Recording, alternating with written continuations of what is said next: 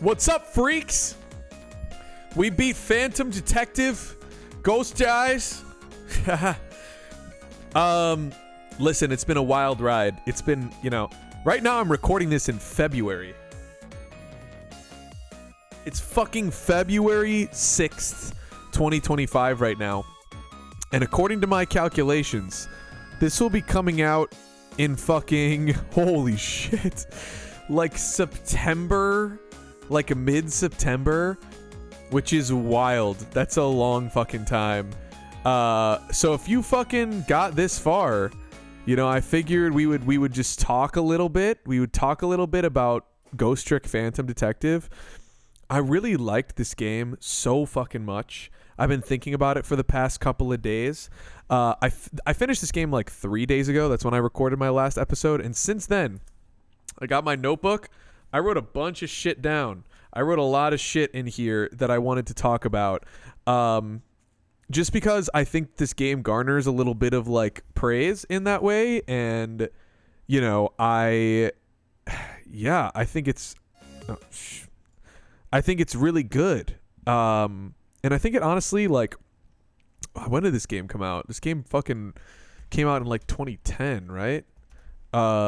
It released... When did it release?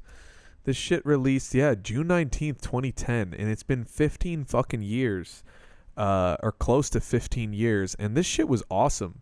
It still held up. I think the writing was fantastic. You can totally tell it's written by the same guy who made the Ace Attorney games. If you guys didn't know this, Shu Takumi, because I've been fucking looking a bunch of shit up about Ghost Trick in the past couple of days. The same guy who wrote Ace Attorney like wanted to take a break from like the Ace Attorney form and just like try something different, and that's where Ghost Trick came from. It's fucking awesome. So cool. So, I figured we would start by like talking a little bit about the ending, because the ending confused me like slightly when I was playing it, and I kind of like I knew more than I thought maybe I thought I did, but just in case you were wondering, or just in case you were confused or some shit, the ending, I just want to like time it out with the timeline, because the alternate timeline missile was kind of confusing me. But yeah, the meteor hit Yomiel, and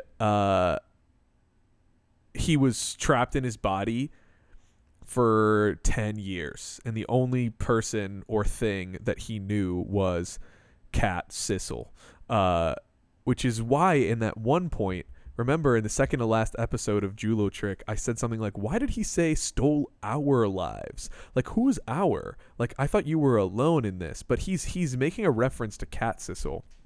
And yeah, in his moment of death, he possesses Cat Sissel and befriends Sissel while stuck in oblivion for 10 years. And he leaves his cat body and repossesses the body of Yomiel to find his wife committed suicide over his death. This is, after his body's brought to the morgue. And then he lives the next 10 years in despair, like fucking plotting revenge, with his only friend, Sissel, the cat, who he brings to the Lynn setup, which starts the game. So interesting. Lynn accidentally kills Cat Sissel with that first shot, right? Like, when Yomiel's trying to control her by possessing her, she accidentally like lowers the gun and shoots Cat Sissel, killing Cat Sissel. And that's where the game starts. I love how the beginning of the game, you see this image, but like right behind that image the whole fucking time, it says, it's got like the, what do you call it? Like the briefcase. I want to find that in my stream. Like, I think it even said something along the lines of like, well, I guess I'm dead. Do you see another dead body around here? I don't see one. And it just like, when I first played it, like that line seems so like not suspicious, but like looking back at it, like I was like, hold on, like they were being so obvious that there was another body in that scene, right? Like I At said least, something like, I don't think I know her. let's see. Says, this has got to be me. No question about that. After all, do you see any other dead bodies lying around here? And yes, fucking Cat Sissel is a dead body in this fucking briefcase right behind it. So interesting. I want to see what my reaction was. No! This has got to be me. No question about that. After all, do you see any other dead bodies lying around here? Oops. Nope, I didn't fucking see any other. Fucking vibe. Holy shit.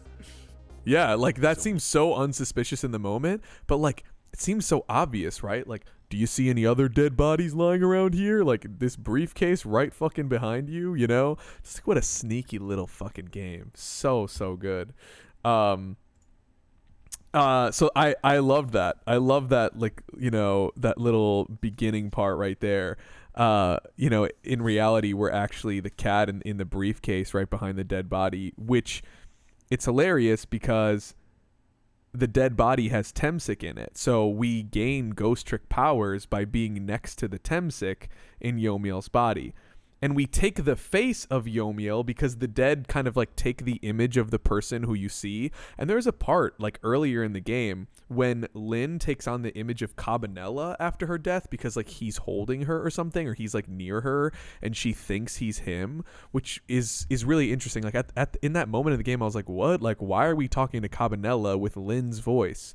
But it's because when you die, you kind of like just assume, oh, this dead thing right here is me. And like, how would you know otherwise in death? And then we meet Desk Lamp, who really is, you know, alternate universe, fate changing version of Missile, who's trying to fate change what happened in the timeline in which Sissel tries not to help. So, or decides not to help. So like, the timeline goes like this. This is why I opened up fucking Paint. Hold on, let me make my camera smaller. The timeline goes like this. So we've got like the moment like of Lynn's death. Or yeah, the moment of Lynn's death right here. Okay. And then right after Lynn dies, Yomiel, this is the first timeline, right? Yomiel kills Camila and Missile in the fucking presence of the Temsic. So Yomiel kills Missile. So then like Spirit Missile goes to the crime scene and sees Cat Sissel there. I'm drawing a cat. And Cat Sissel has like the little red like thing around his neck. There you go. So he goes to the crime scene and sees Cat Sissel, and and he's like, you need to help. You need to like figure out what's going on. And Cat Sissel's like, no. Cat Sissel says, no, I'm not going to fucking help you. I'm just going to like figure out my own mystery and then move on. So then the whole fucking game progresses without Cat Sissel's help, and alternate universe Missile follows Yomiel all the way to the submarine and possesses Yomiel after the Temsic is taken out of his body. So then Missile possesses Yomiel's corpse. So then, after he does this, he goes back 10 years. So then the meteor happens, and this shit happens again in the same order, right? Like, we prevent Lynn's death, Yomiel doesn't kill Missile, and then this is the whole progression of the game. So, like, Missile goes from the end of the game in which we saw all the way back to the meteor and waits 10 years like a good fucking boy until like the possibility of Lynn dying again, and then changes his tactic so that this version, the second timeline's version of Sissel, instead of no and saying like, I'm just going to figure out myself, says, yes, I'll help out. And then that's the fucking game that we played. Does that make sense? It's like so, because I kept thinking like, wait a minute, like how does Missile know Sissel? Because Missile went back to the crime scene, and how does alternate universe Missile know Sissel? Because he went back to the crime scene in the first timeline to check on Lynn's body, and I decided, or the player decided, I'm not gonna help.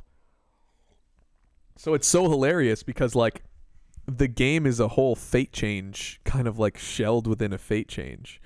So yeah, Sissel doesn't help Lynn live, so Lynn dies and Camila dies along with Missile, right? And then Missile dies in the aura of the Temsik shield, giving him the power to follow Yomiel. And he first goes to the junkyard. Sissel says no, so Missile follows Yomiel to the submarine. But he can't manipulate objects or use phone lines. In my opinion, that's kind of a plot hole. But then he takes over the core of Yomiel, goes back 10 years and waits. So interesting. So yeah, we play the whole game from there, like starting here at like the possibility of Lynn's death as Cat Sissel without knowing we're Cat Sissel the whole time. Just like wild fucking ridiculous writing, and also like lovely writing. And then we play the whole game. We end up changing the fate from the night. So like at the end of this timeline, which is great, we also go back one more time to the meteor, right? We go to the meteor one more time right at the end. This is like the final boss, where we then switch the direction of the Temsik shard by using that Mino boulder, and then the whole like epilogue plays out from here, in which Camila's mom stays alive, all the prisoners thrive, like Yomiel ends up going to prison still for taking Lynn hostage, but he accepts his fate, knowing that in this timeline his fiance, also named Sissel, will be alive, and she like won't kill herself because he died, just waiting for him to be released. Now all of this is like this must be really fucking confusing. So all of this is awesome. First of all, hold on, can I extend this out? But then at the end of the game, in the very last moments of the game, Lynn is holding Sissel, and inside Sissel's body we get like a final flash of something. So we've got Lynn holding Sissel. Sorry, this is Sissel. And inside Sissel's body, we see like the shard, like, like the way that the Temsik looks in the ghost world, which makes so much sense, because when we went back here and changed the direction of the meteor shard, it shoots off, grazes off of Detective Jowd's leg, and it lodges itself in the cat. You know what I'm saying? So like that's the final kicker, is that Sissel the cat doesn't age. They're like, it's weird, Sissel the cat hasn't aged so many years. And that secret is hidden in that final screenshot. There's Temsik lodged in that cat, trapping Cat Sissel between life and death forever, just like Yomiel was trapped for 10 years. But in this timeline, it's chill that happens. Like, it's fine that there's Temsik lodged in Sissel. Why? Because he's not alone. He gets adopted by Detective Jowd. He gets to hang out with Camila and Missile for like the rest of his life in perpetuity. Like, he's not like Yomiel just chilling fucking alone, in the afterlife with nothing to do. You know what I'm saying? And like no one to care about, and your wife just fucking killed herself. And like that's a pretty good Yomiel. You like that shit?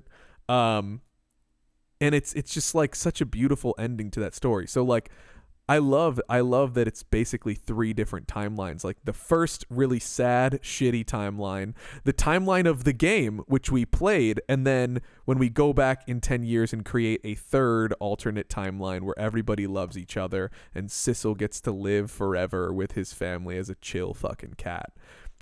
So I've kind of thought that it would be somewhat important to talk about the timeline. The other thing is like, I love how the game tricks you in the end by revealing alternate universe missile, you know, and that there's like a fate change encasing this entire fate change, because they're like, okay, here's the format of fate changes and fate aversions that we've made so familiar to you throughout the entire game. And guess what?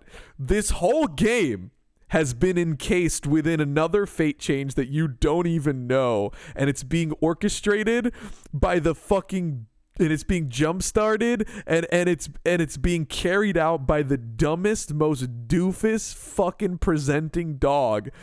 Not even a person. You know what I mean? Like, so really, honestly, the moral of the story is like, fucking treat your pets well, because they might actually go back 10 years to create an alternate timeline just to make sure that you end up okay. You know what I mean? Just to fucking save your ass.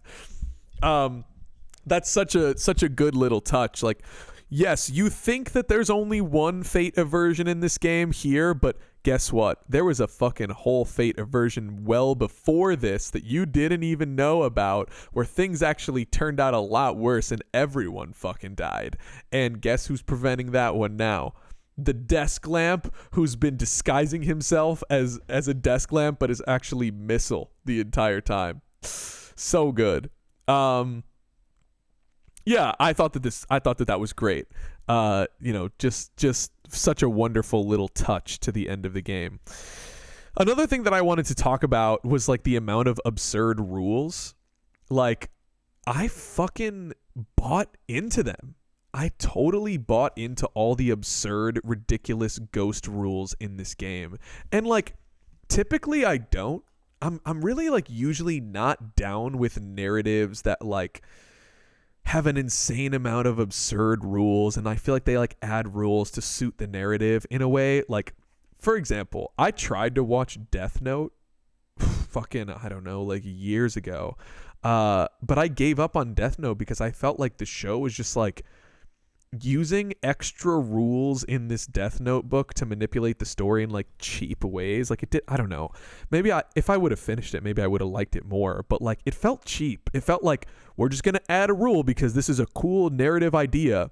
But Ghost Trick doesn't feel that way. It doesn't feel that way. It feels really well planned out, and I really bought into the rules. And I think the reason why is because the rules match with the gameplay. Like, the distance you can stretch that little possession line, the tricks, the phone line taps, the timeline changes, it just works because like the gameplay like fortifies that wildness in the story in some sort of like manipulatable reality that I literally have control of, like literally with my controller, you know, like this reality makes sense because I'm actually controlling these fate changes, and I'm controlling these ghost tricks that are so absurd, but like I'm fucking doing it with my analog stick. So it feels like, I don't know, because I have control of it, it feels less cheap. And I think I don't like something like Death Note because the story switch ups feel like uncontrollable and like subsequently like more disconnected from like the larger narrative. But, and also like from some root of reality in the story, even though it's like such an unrealistic story, like ghosts don't fucking exist. I don't know, you can debate me on that, but I think it makes something like Death Note much less accessible. But for something like Ghost Trick, like being able to actually control those ghost tricks and those be like the actual like core of the game makes it feel more, I don't know, like palatable, and like, I don't know, I just like it more. I think it's great. I'm usually not into games like this, like games about stupid fucking extra rules. Like animes love to do that. Yeah. So then, of course, because I'm an English teacher, like, of course I'm gonna think about like prejudice and like fucking narrative structure and like the message of the game and things like that. I'm just like gonna put up a new image to like I don't know. Look at this fucking image. What is going on here?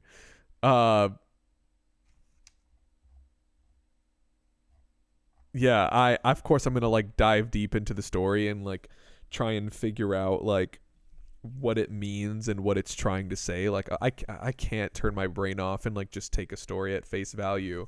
But I think the game challenges our preconceived notions about others. Like I think the game is telling you like stop being prejudiced. That sounds so simple, but like the prime example I think in the story, take a guess. Who's the prime example of somebody who we were prejudiced about the whole time and then figured out, they were not exactly as bad as we thought we were? I think it's Cabanela. Cabanela to me is the prime example. Like the whole game, I villainized that motherfucker. And how much of this villainization of Cabanela is based on his appearance? Like he looks like a total douchebag and we judge him so hard because of it. Like, I mean, also he's so sick. Like his dance is so cool. I love just watching that character move and just like, like I fucking thought that was so awesome. I love Cabanela's movement in the game. And I honestly love him as a character, but of course he seems like the villain for a long time. We judge people's actions and assume intent for their actions in this game. But to me, it connects to my own personal life. And like, I feel like it could connect to the player's personal life because I can't tell you how many times I've just fucking villainized people for actions and then much later understood the reasons behind those actions and then felt like I was the asshole for judging them. Like I kind of felt like that with Cabanela. Like, he seemed like such a douche and I was judging him and then like, hold on, you're actually just keeping a perfect record so that you can have access to like police files because you're trying to save your best friend. Like it's not a perfect record for you. It's a perfect record for your best friend. And you're actually trying to protect him. You're not trying to fucking kill him. And like the reason why you prevented him from escaping prison is honestly just because you didn't want him to like break the law and actually get executed for a real reason, I feel like I experienced this Cabanela effect in my life, and the game is instead asking me to like understand the whole truth behind people's actions before attaching some sort of judgment. Which I thought was really cool.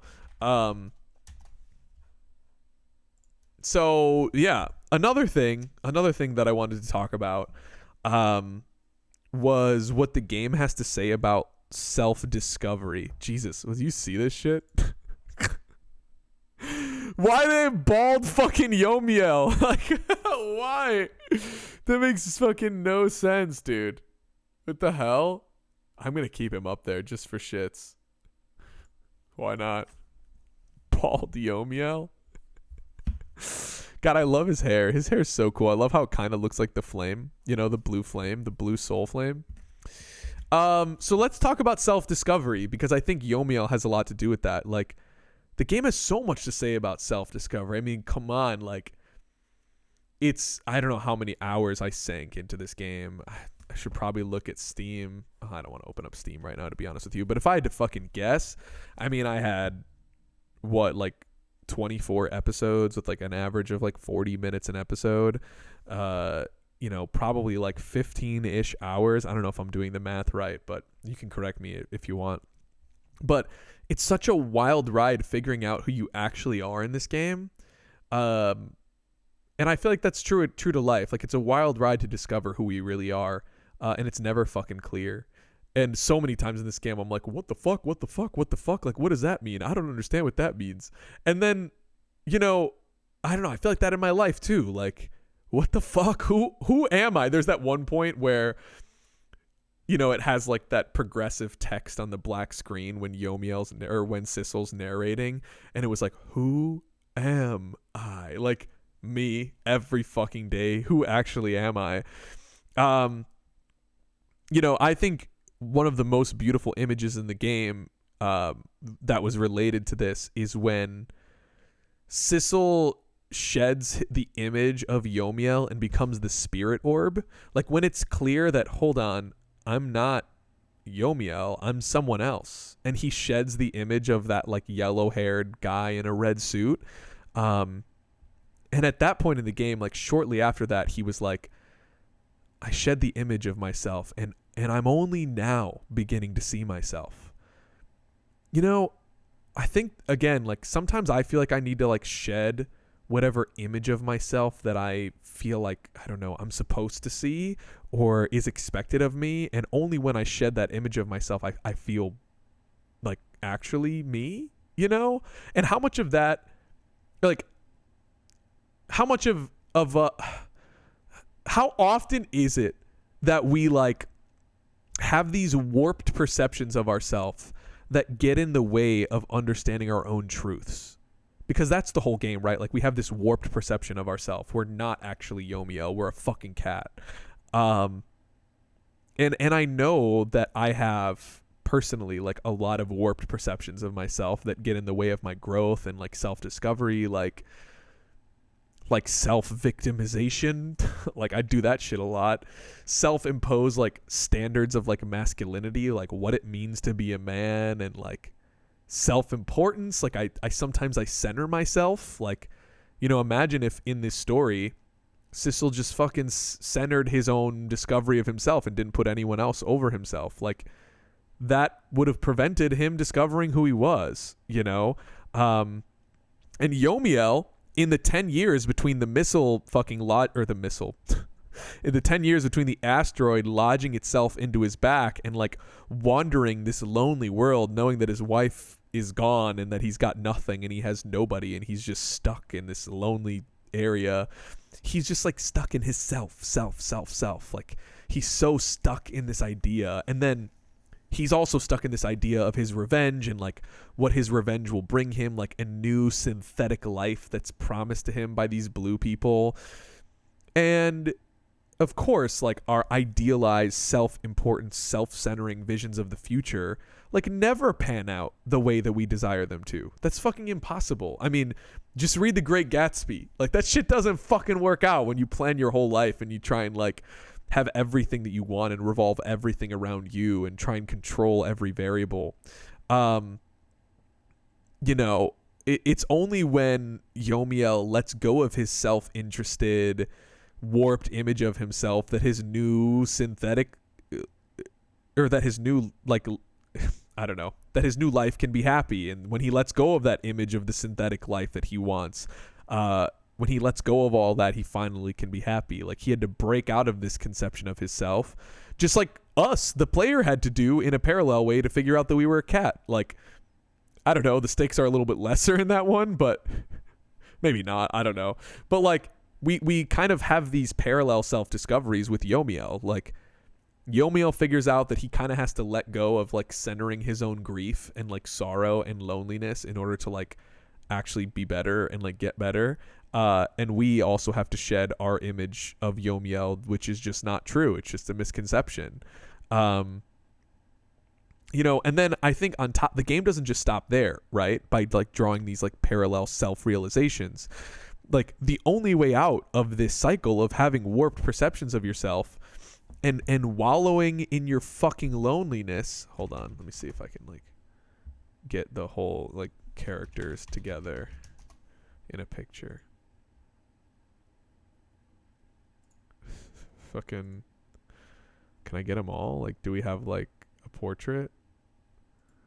Ghost trick scenes? What the hell? No way.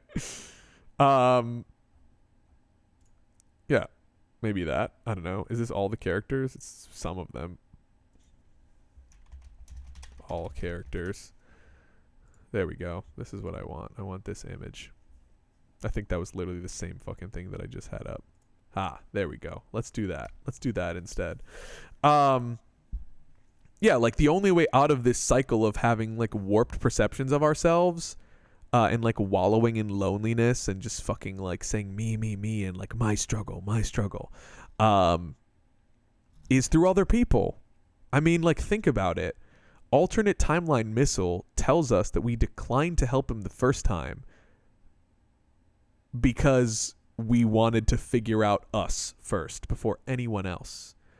And that cat Sissel from the first timeline who declined to help probably wandered around in perpetuity and loneliness and fucking despair and grief, just like Yomiel, you know? He probably self-isolated himself and shit. But it's only through other people, through friends, family, partners, support systems, that we find out who we are. Like, only when Cat Sissel's like, you know what? Yeah, I will help you, Desk Lamp, even though I don't fucking know who you are, like figuring out a bunch of different things for you and not for me. You know, like he centers other people other than his own self-discovery. I feel like in a way self-discovery is kind of like a misnomer, because every self-discovery, I feel like, requires the foundation of having other people to support you in your circle in that discovery. I honestly really do believe this. Like, we really only know ourselves in relation to other people and in contrast to other people. You know, sometimes I want to like self-isolate and fucking solve every problem that I have related to self-discovery on my own. But like, that is so counterintuitive when I just like sit in my apartment and like try and figure out shit that's going on in my life, and I'm just by myself and I'm like trying to grow as an individual. Like, you know, maybe I have some epiphanies and shit, but I really only have true epiphanies about my character in relation to my friends, in relation to my family, in relation to like what other people see of me in my life, and like how I see myself in relation to other people. You know, and the game helped me realize that like I can only do that self-discovery through other people. You know, not that I didn't know it already, but it was like a really like, I don't know, impactful, I don't know, well-written fucking reminder that through opening up and letting others in, like Yomiel, like Sissel at the beginning of the story when he lets in Ray, and later we figure out that Ray is Missile. You know, in a lot of ways, I feel like this narrative argues against individualism. Just being like, I can just support myself and it's just me, you know? Like, it argues against individualism. I really fucking like that. You really only solve the mystery of yourself in the story with the help of others, and I feel like this idea is quite literally reinforced by the different ghost trick abilities that are necessary to solve the mystery. Like, in that last final boss fight in the Temsic Park, like, we had to work together with both Missile and Yomiel in order to solve that final puzzle, and without them, it just like, it would not have been possible, you know? Yeah, really interesting stuff. What else? There's a lot of other things. Let's talk about radical empathy. Let's talk about that. I think this game has a lot to say about like, of course, the decentering of yourself and like helping others, but helping others without even fucking questioning, you know? Like, Sissel saves Lynn. Lynn dies like 5 times in this bitch. Does she not? She fucking dies like 5 or 6 times in the story. I mean, I could be overshooting that, but like, how many times did we save Lynn from death? And to be honest with you, she doesn't really say thank you. She's never like, thank you for saving me, I really appreciate it. She's just like, can you please just fucking save me now already? Like, and you keep giving her chance after chance at life. The most, I don't know, like touching one is when Sissel sees the security footage of Lynn shooting him. And we're like, you know what? I'll still save you. I'll still trust you, even though it looks like you fucking murdered me. Even though it looks like you shot me and you Jackson Pollocked my fucking brain all over the fence behind me. I'm still going to help you, and I'm still going to care about you because I trust you. Like, God, I don't know. Like, I feel like in some ways that's a draining way to live your life, but like, fuck, that seems like the way I want to truly live my life is in that radical empathy for others. Sissel doesn't question the validity of her life in relation to his. He doesn't seem to be super put out by trying to save her and just continuously looks out for her even when it's exhausting. And then another perfect example of radical empathy in this shit is when alternate timeline Missile is willing to go back in time and wait another 10 years just for the chance of saving Lynn and Camila. You know, it makes me feel like I should just be more empathetic, self-sacrificial, look out for my friends with like so much patience for mistakes. Like if Missile could wait 10 years, if Missile could wait 10 years, you know, to, I don't know, just like look out for other people, like I can be patient with my friends, you know? Another thing, I love how this game tells you that you can change your fate. I love how this game's like, it gives you like the fate change and fate averted and stuff like that. Like, yeah, there we go. I love how the game tells you that you can like change your fate. And like you have the ability. I love that the line that keeps getting repeated. I love when Missile is like, okay, Sissel, I'll create my own path. Like, yeah, I can create my own fucking path in my life too. And you know, guess what? Alternate universe Missile, you did just that. You, against all odds and after 10 years of waiting, created your own path. You fucking did it. You know, and in my life, I have a lot of difficulty, I feel like, creating my own path, and sometimes I just accept fate as fact. But I think the game is telling me, like, with infinite hope in humanity and a lot of patience and like a community, like specifically a lot of patience, like even 10 years is a long time, you know, Missile. If I have patience and have faith in humanity and like really focus on my community and like have radical empathy, that things might just change the way that I want them to.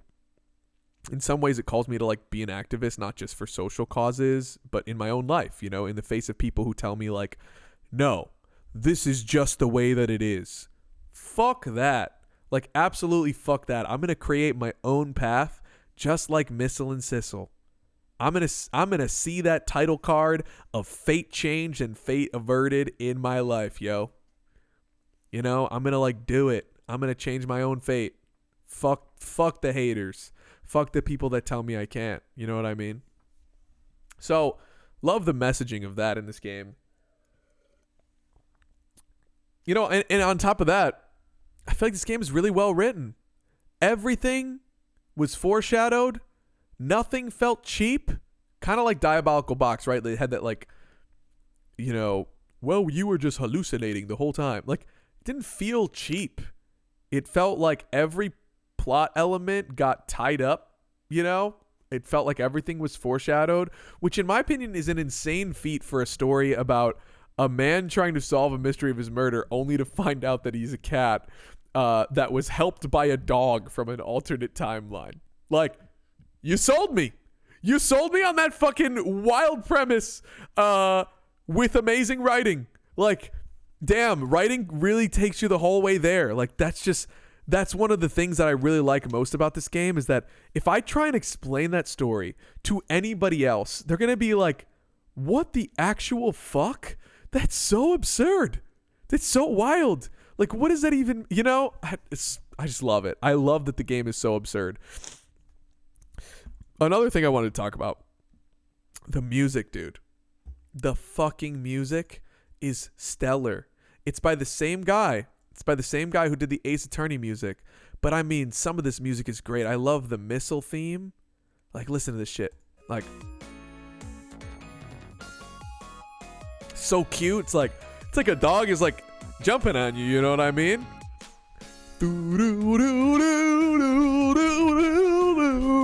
I just want to pet Missile to this song. You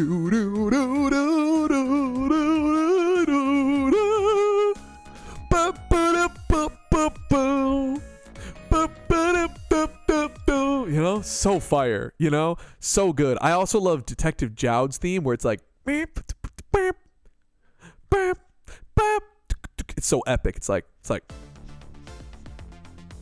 yeah, that's fucking, come on. Joe.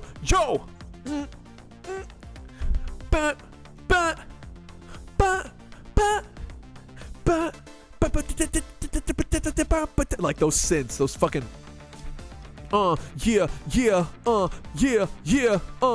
so good.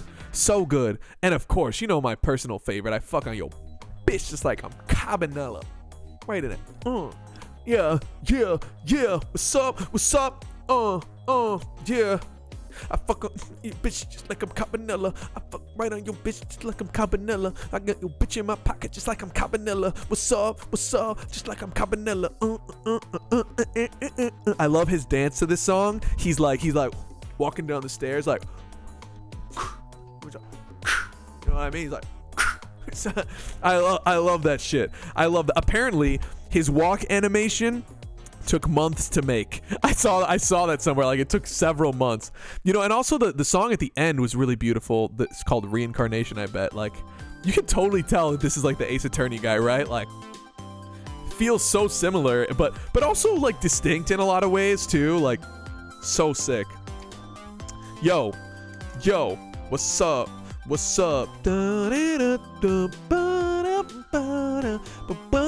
Such a good credit song. Like, fuck yeah. Those synths come in. I fucking would listen to this when I'm working out. I'm not even joking. So fire. Okay, so a couple other like quick fun facts. Apparently Takumi, the guy who made the game, used Little Einstein books for babies as inspiration for some of the controllable objects in the game. He wanted like the objects to be as universal as possible, which is hilarious. Question that I had: does Lynn have parents? Because Jowd is not her dad. Her parents suck. Who are the real villains in this fucking game? Lynn's parents left that motherfucker out cooking a baked potato over a pile of burning leaves. Who's the real villain in the story? Lynn's parents. That shit would have totally, all this shit would have not happened if she had parents who were watching her. That's all I'm saying. There's some YouTube comments from certain videos that I thought were like really great that I also wanted to share. This is the first one. I really liked this comment. I thought it was great. One time, someone described Kingdom Hearts to me as a simple story told in as complicated a way as possible, and I responded with so the exact opposite of Ghost Trick. So true. Simple game, simple mechanics. All you're really doing is swapping between objects. You have two things that you can do: Ghost and Trick. That's it. You can do Ghost and Trick. That's all you got. And the game is just so well written. And it's just the most complicated story with the most simple mechanics, which I love. Also, there's a part where Cabanella's getting murdered by Yomiel, and when he turns to the camera, when there's that fourth wall break in that moment, that shit was so good. I don't know if I really reacted to it, but from a lot of like the gameplays of people that I've seen, a lot of people are like, God, like when Yomiel turns to the camera and he's like, oh, you there. He like that fourth wall break is like kind of fucking crazy. I wonder if I could find it. I'm sure I could, right? That probably was, let me look at the episode titles real quick. I got so many pages about this. Yeah, it's probably 20. Let's see if I can find that fourth wall break. I'm interested to know what my reaction was. I don't really fucking remember. It was actually not that bad of a hot pan, and didn't making it also a little. I'm gonna follow you. I just blew. They could people. Not you could. Did I do it? Let's see. I definitely know that. Oh, we saw this. That's hard. I lost her. Come on. Can we find it? Can we fucking find it? I kept rereading the phone log.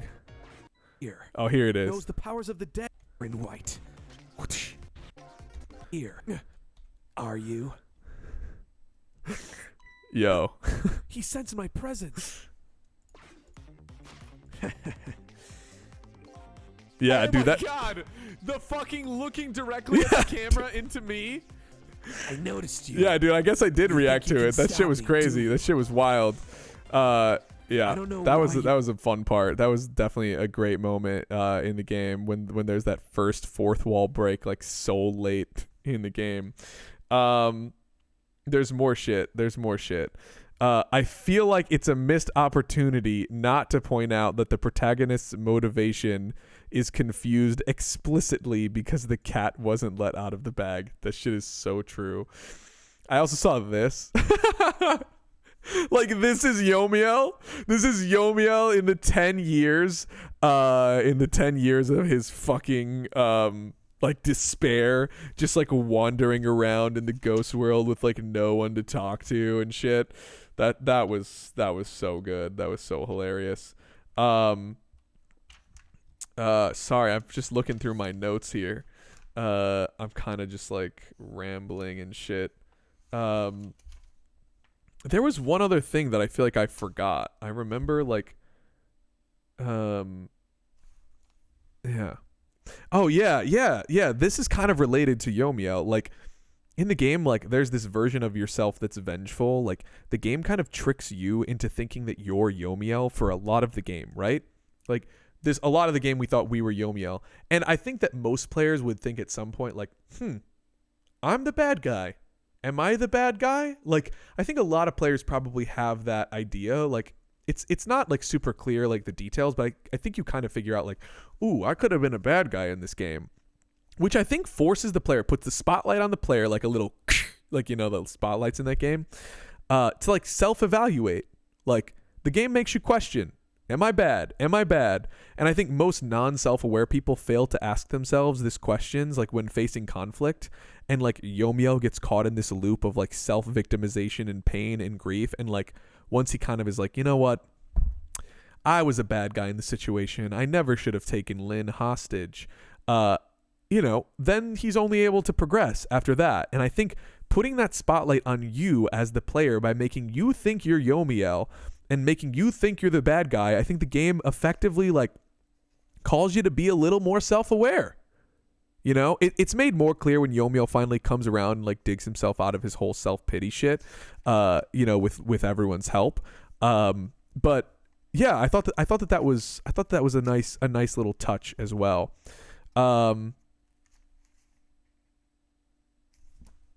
There's a lot of foreshadowing that we're a cat, guys. There's this whole fucking TV tropes page, like, the reason why we can't read or don't know anything, we don't know what a kidnapping is because we're a cat. We can't read because we're a cat. After Lynn hides in the elevator, she says she likes to crawl into small dark spaces, and Sissel remembers liking to do that too. A lot of puzzles feature rats, and like we fuck with the rats a lot, especially that last puzzle with the torpedo. How many puzzles are just like fiddling with rats and stuff? Sissel can see in the darkness. Like he has night vision because cats can see in the darkness. Then there's that one point where Sissel says, like, he's talking about Cabanella's white coat. He says, you know, I would prefer a black coat myself because cats have a black coat of fur, right? Yeah, again, his inability to read isn't simply because he's dead. It's because he's a fucking cat, and cats can't read. You know, yeah, there's just so much of this. There's so much of this foreshadowing. Yeah. Sissel apparently saves 9 people. Like cats have 9 lives. I thought that was great too. Yeah, so there's just like a lot of that. There's a lot of that foreshadowing, which I thought was cool. Shit. Fuck. I had a tier list. Ghost Trick tier list characters tier list. Okay. All the characters in this game, God, the quirks are so good. The quirks are so fire. Each character feels so different than the other characters. Each character feels so distinct. The robot that's with Commander Sith, I think his name is, like slapping the control, like whoosh, so good. The arched backed cop versus like the hunched over cop. Cabanella's dance, Jowd's smock and his hair, the Pigeon Man, just the character design I thought was so touching and so beautiful and like so well designed. Their quirks, their sprites. The remaster has such vibrant art. Even the blue people, which is the game kind of racist against blue people? Maybe, because like it's okay to kill blue people, but it's not okay to kill the white people in the game.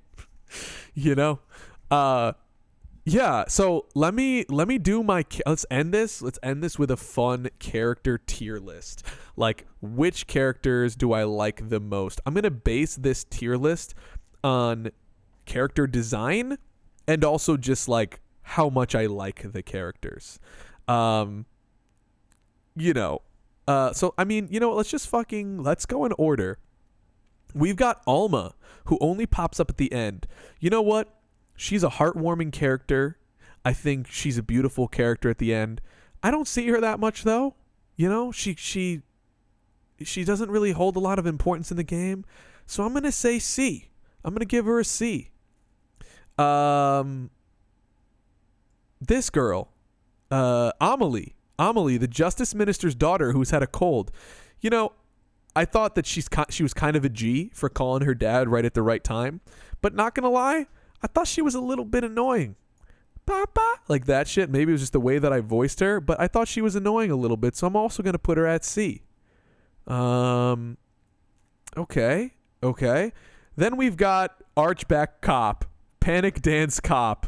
I fucking liked him. He was so fun to voice. He was so hilarious. I love his little like whoosh, like in the chair when he like goes around. He's just like, those little details in the game are just so sick. Oh my god. Beauty, she's an A. Look at that character design. Look at her hair. Beauty, ghost trick.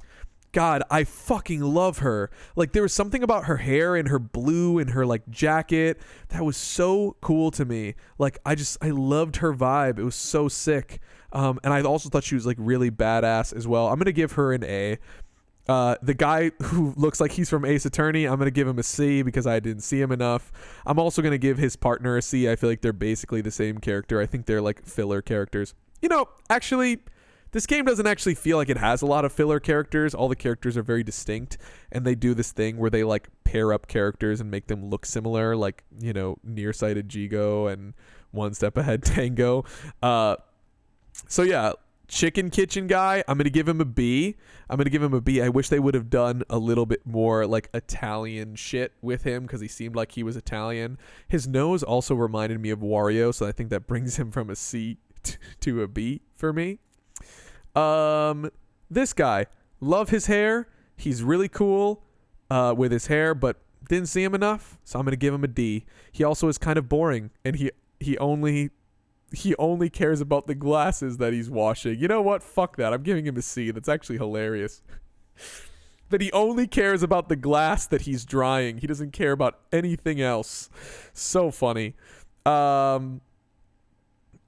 This lady, the horny mom who loves writing horny novels with her blooming hair. She was such an asshole for the whole story, but God, does she have such a redeeming switch up where she's like, basically been telling her husband she is leaving him because he signed this execution order. So because of that crazy switch up, I'm going to put her at B. Otherwise, I totally would have put her at D. I thought she was such a bitch until she switched up on us. I love that like little switch up. The curry-loving prisoner. I just love his like head and the design of his head. But I don't think I would put him at A. I think the best place to put him is B. I love the way he licks his spoon and that he's like escaping and he just seems like a doofus that's in prison, but he's actually really smart. I love the way he's like, like when he like he gets the message from the spiky haired dude. Speaking of, I think I would put the spiky haired dude in the same area, actually maybe a little lower because I don't know. The spikiness of his design is like not that interesting to me, and I think pink I don't know. I think maybe his outfit doesn't go the way that I want it to go, and plus I'm not really like a punk rock aesthetic. You know what? Put him down at D for that reason. I just don't really enjoy the punk rock aesthetic, and I think just character design wise and importance to the story, I'll put him a little bit lower. Let's talk about Commander Sith and his robot. I think Commander Sith I'm going to put at a C. You know what? Actually, D. Yes, he's important to the story. But I feel like he kind of fed into the tropes of evil villain who just wants to destroy the world. Like, yeah, I like his eyebrows. I think that's funny. And I think he's super important to the story. I don't think he's filler at all, but... And I don't hold it against the game that they fed into those tropes. I think you kind of need a character like this. But... yeah, not super interesting to me. I like his robot better. I'm going to put his robot at B. You want to know the only reason why I put his robot at B is because he kept slapping that controls. He kept slapping those controls. Like, the control slapping was fucking hilarious. Like, I don't know what it was about that, but like the every time just didn't cease to make me laugh, or, you know, I loved it. And also the fact that he's revealed to just be a robot at the end and not an actual person is hilarious. Let's go with the guy's partner, the Archback cop's partner. I liked him a little bit less. He was more fun to voice a little bit because, I don't know, I did some sort of like accent for him. But I think the Archback is more funny than being hunched over. And that's slight difference there. Who else here? Let's go nearsighted Jigo and One Step Ahead Tango. I think it's hilarious. I like nearsighted Jigo, like him being a hitman with a shotgun and he can only like kill someone if he gets close to them is hilarious. So I'm going to put him at B and I'm going to put One Step Ahead Tango at C. I really like the lines where he keeps saying stuff that's one step ahead of Commander Sith, but this just the hilarity of a hitman not having good eyesight, only being able to use a golden shotgun and only being able to kill his targets when he's up close to them is just so good. Like, that's so antithetical to what a hitman should be, which is why I put him above One Step Ahead Tango. This guy, the guy who's like beauty and shit, like, I like him. He's funny, but he's kind of like a little bit too much of a simp for me, you know? So I'm going to put him at C. I like that he keeps saying at that one part, like, just my imagination, and then he falls asleep. So good. The park ranger guy, the recklessness of youth, I'll put him at B. I think the recklessness of youth deserves a B because I just like feel like I am his character in some way. Like I like that there's like an activist in this game that's like fighting for the rights of the park and like fighting for the meteor in the ground and like making sure that people know about its importance and stuff. I think that's good. I'm saving some of the good ones for the end if you can't tell. The undercover cop at the chicken kitchen, I'm going to put her at C. She was lovely. She was cute. She was so down to do her job, but I didn't see enough of her. I'm going to put her at C. This guy, the British guy, he would be a D for me. But because I liked doing his British accent, simply because of his hat that reminded me of like a Newsies hat, like, well, what do you think, sir? Like, I don't even know if Newsies is in England, but like for some reason I just thought of like English Paperboy when I saw him, and I did his voice as an English accent and it made it more fun for me, so that brings him from a D to a C for me. The coroner, the body examiner ghost trick, I forgot his name, the medical examiner. This guy, not even joking, was the first character where I was like, wow, this character design is fucking awesome. Like, there's something about, can I see a better picture of him? There's something about like the blue and the green and the mustache and like his head shape and like his like just downcast eyes that really does it for me. I think I may have even said when I was like watching when I was playing the game, like, I kind of want to cosplay as him or something. Not that I would ever do that shit, but like there's just something about him that really does it, like color scheme wise, the greens and the blues and the little medical examiner tag and the fact, like the way that he was walking and like he was kind of like tiptoeing and shit. I'm straight up, even though he didn't really matter to the story, I'm gonna put him at A for that reason. I just love the way his character looks, you know. Again, with the caveat that I don't really care about him as a character, I just love the way he looks. Really a testament to this game. Like, yeah, like you're gonna make a character that doesn't really mean that much to the story have such cool ass character design. Okay, now we're getting down to the real ones here. Let's go Pigeon Man next. I didn't really like him. Maybe a hot take. Didn't really like him. I like that he has a pigeon on his head, but I don't think he was as funny as I wanted him to be. I like that he was a good guy, you know. I would put his pigeon above him, though. I'd put his pigeon at A because the pigeon flew and helped us and like brought us up that one point. And yeah, maybe pigeon at B because the pigeon didn't really have that much to do with the progression of the story. But I like the pigeon more than the pigeon man himself. And I bet you 90% of players would say that. Oh, shit. Let's go. Excuse me. Let's go with the Justice Minister. Another one whose character design I loved. And I loved the Justice Minister when he has the eyes that are nice. Oh, look at him. Look at him right there. When he turns kind, it's like, God, I just love you. I love his handlebar mustache. I love the way his hair falls over his head, his middle part. Like, God, look at my hair right now.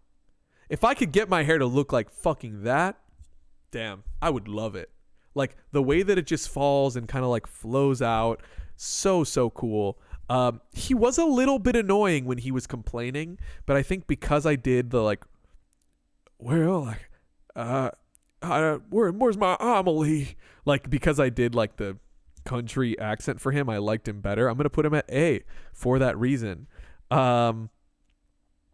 Okay, shit, Cabanela, bro. He's S. His dance, his vibe, the switch up. I love where he's like, okay, sir. Like, I love his like radio announcer ass voice. Like, he's so iconic. He's such an iconic character. I love that scene where he's pointing the gun at Detective Jowd. He gives him the gift of the watch, which ends up being the radio transmitter, like where he throws the watch really high up in the air. I love when he bows to the Justice Minister like really low, the way he sits down in his seat. Every quirk about Cabanela is awesome. I bet the developers were like talking about, or probably he was probably a favorite of the developers to like work with. I love Jowd. I like Jowd. I think he's an A. I love when he's painting at the beginning, like such an interesting quirk for a prisoner to be like painting in his cell. I love the fact that he's wearing the smock. Hot take, I like smock Jowd better than like police detective outfit Jowd. I think his morals are in the right place. I think he's self-sacrificial. He has that radical empathy, and he's flawed because sometimes his self-sacrificial nature like actually gets in the way of us finding the truth. He seems like a deep voice kind of guy. I love the moment where like he gets hit by the meteor shard and he's like still pointing his gun. Like, he's such a strong character. You know, love that fucking guy. Camila's cute. I think I like when Camila gets possessed by Yomiel more than anything, so I'm gonna put her at B. There's something about little kids in games that I don't like. I'm not like the type that's like, oh, a little kid in the game is like so cute. Like, I like voicing a little kid. The only one that I really felt that about was Lynn. Like, I feel that same way about like Baby Mario and Baby Peach. Like, when I have a character who's older and then I see them younger, it's like, oh, like that's cute. But just like a kid in a game doesn't vibe with me. I felt the same way in Ace Attorney when we like go back to Edgeworth and Phoenix Wright's like childhood, and like I thought that shit was cute. But yeah, I don't know. Like, I think Camila is important to the story, but She's fine. She's okay. I think I would put Lynn. Ooh, this is a hot take. I think I would put Lynn at B too. A lot of people, from what I've seen, love the fuck out of Lynn. A lot of people love Lynn. And I like Lynn. I think Lynn is a good character. And I think she's clumsy. And I think that the fact that she eats so much chicken is great. But I kind of was hoping for a little bit more dimensions to her. And that's a wild thing to say because she does have like that past in the game. She was the person who was about to be kidnapped. I like child Lynn more than anything. Like I like the moment of her in Temsic Park. But in some ways she annoyed me a little bit as a player. Like I don't feel like there were any like really tender moments with her, except for the moment where she was with Yomiel, like the Yomiel who's being put together by like the ghost tricks and all the items on the submarine, where she says like, where she empathizes with him and she says, I understand. I think that bumped her in my eyes, but I wish she had more of that. I wish she had more of that empathy throughout the game of like, I understand your struggle type shit. I think she was lacking that a little bit. Also, I think her character design is okay. Like it's fine. It's not like crisp enough for me. Like it doesn't give me the same thing that the medical examiner gives me or the justice minister gives me. But yeah. Okay. Missile S. Missile is the perfect GULO voice character. Like, really? Welcome. Okay, Cecil. Like I had so much fun with Missile in this game. God, he's just so fucking hilarious. And yeah, no, I mean, I really can say no more about that character. Like, he was such a joy. He was so funny. His dumbness just cuts through like so much of like the confusion in the game. He's like, really? We can do that? Like, I don't know. Something about him that just got me so good. The desk lamp, I'm putting up with S as well. For that reason of it being a twist and you thinking the whole game that Missile is this like dumb dog who like is like fun to be around and like helps you and shit. But the fact that the Ray twist of Ray being alternate timeline Missile is just, it's such an amazing twist. That was like the moment in the game for me. Like that was the moment. I think I even got up and like took off my headphones and like walked around my room when that reveal happened. Like that's the moment. That is the moment in the game where the game is like 15 steps ahead of you. It's so good. Yomiel, I'm putting at S as well. I love the fact that he's not just a shitty villain who like wants to harm the world like this villain guy down here. He's just like self-sabotaging and like self-centering himself. And when he gets out of that, he makes like such a beautiful turn, I think, thematically. Like, that's what I really, I don't know, took away most from the game is part of Yomiel's character of someone who's like trying to do everything alone and like wallows in their loneliness. I think that, I really resonated with that a lot. I would totally put him in S for that reason. Also love his character design. Never hated looking at his hair. I thought he was so interesting, so cool. The fact that we think we're him for the whole game, I think, is great. Wonderful. Also love the image of him dead, like on the ground, the image that I recreated for the thumbnails. And of course, us, Cat Sissel, God, so fire. S. It's fucking S for me all day. That is total S because, again, that's another of like that moment in the game, like when you realize you're actually a cat and you're not a person. Such a huge turn, such a wild moment. And I loved how I was like, hold on, hear me out. I think I'm a cat. And like you feel dumb like when you think that, because like, really, we've been a cat this whole time. But the fact that it actually turned out that we were a cat, so cool. Fire ass twist. Loved it. So, God, this really went on for like over an hour, but fuck it. I mean, if you watched through the whole ghost trick experience, the GULO trick. If you watched through the entire GULO trick series, comment ballsack September. Comment ballsack September below. I hope you like this. I really enjoyed doing this, and like, yeah, I just scheduled out all my YouTube videos, and it's gonna end in September, which is so crazy that I'm finishing this in February and it's gonna be done in September.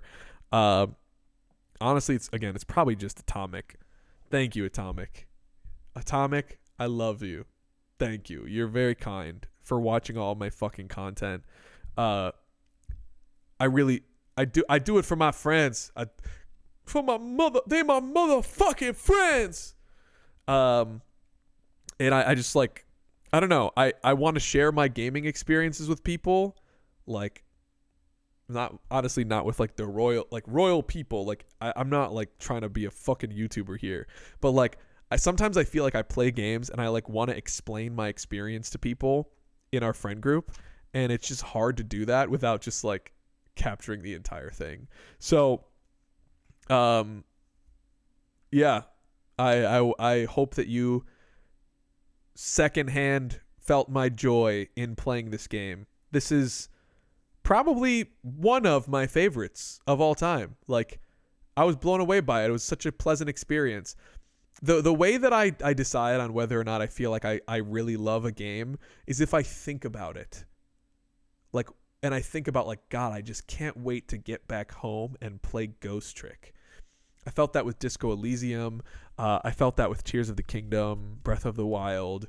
I felt that with like Mario 3D Land, like Mario 64 type shit. Like I love having a game that I just really fucking think about outside of like during the playing process, and like, God, I can't wait to get back to get back to playing that.